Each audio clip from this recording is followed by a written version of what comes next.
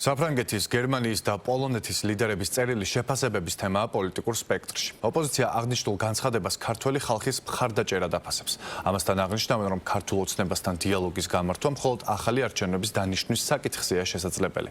ხელისუფლება კი დასავლელი ლიდერების კრიტიკას დაუსაბუთებელს უწოდებს და დიალოგის ფორმატს გამორიცხავს, თუ საქართველოს დამოუკიდებლობისა და სუვერენიტეტის საკითხი კითხვის ნიშნის ქვეშ დადგება. უპრეცედენტო და უმნიშვნელოვანესი განცხადებაა, რომელიც პირდაპირ ასახავს რა ხდება საქართველოში, სრული მხარდაჭერა ქართულ ხალხს და არა მთავრობას და მთავრობა არის ეგრეთ წოდებული მთავრობა, უბრალოდ გაკრიტიკებული.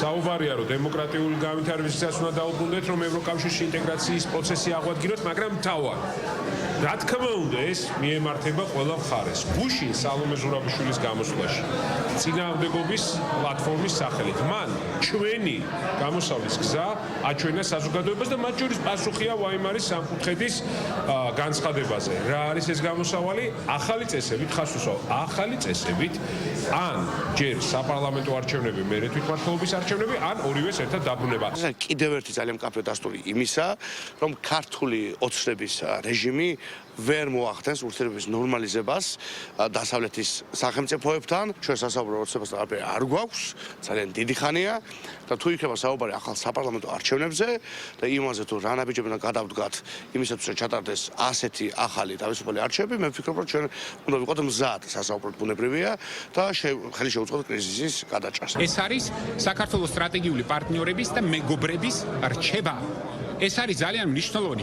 იმ შემთხვევაში თუ საქართველოს ხელისუფლება არ თვალთმაქცობს, როდესაც ამბობს, რომ ევროკავშირი მათი მიზანიც არის.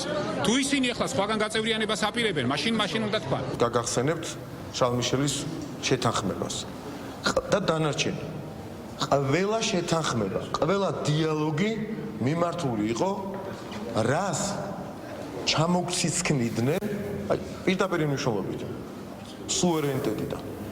რას გამოგვლიდნენ, რას წაგვართმევდნენ, სად შეგუზღუდავდნენ, სად იქნებოდა გარე ბერკეტი მეტი ვიდრე შიდა ბერკეტი. თუ კი ასეთი დიალოგები უნდა წარიმართოს, ამ დიალოგზე ქართველი და მისი ხელისუფლება აღარასდროს დაჭდება. მესმის რომ არსებობს სახელმწიფოთა შორის ურთიერთობაში კრიტიკა, გარკვეულფას, მაგრამ უნდა იყოს საგნობრივი, არგუმენტირებული და არა ის რომ არგუმენტი არ მაქვს, მაგრამ ჩემი მიზნის მისაღწევად, იმიტომ რომ მე უცხოეთი მქვია და დიდი ვარ, ამიტომ შენ პატარა ქვეყანაზე ესეთ ზეწოლას განვახორციელებ. 26 მაისს ცოტა ამ ოპოზიციისთვის რომ მიემართათ და ეთქვათ რომ დემოკრატია ეს არ არის პერმანენტული, ასე ვთქვათ, რევოლუციების მოწყობის თეორია, არამედ დემოკრატია არის საკუთარი ამომრჩევლის პატივისცემა და კონსტიტუციურ ორგანოებში პარლამენტში მუშაობა, აი ეს იქნებოდა დიალოგისკენ გადადგმული ყველაზე კარგი ნაბიჯი. მოულოცვასთან ერთად იქ მოაყოლეს კიდევ რაღაცა დემოკრატიის უკუსლა, ასე შემდეგ. ზუსტად იმ დღიდან, რაც უკრაინაში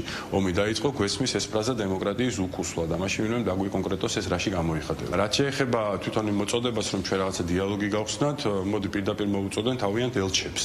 ამასთან დაკავშირებით, რომ ნუ გადიან ისინი ვენის კონვენციიდან, მაგალითად, და მოიქცნენ ისე, როგორც ელჩს უნდა შეეფერებოდეს.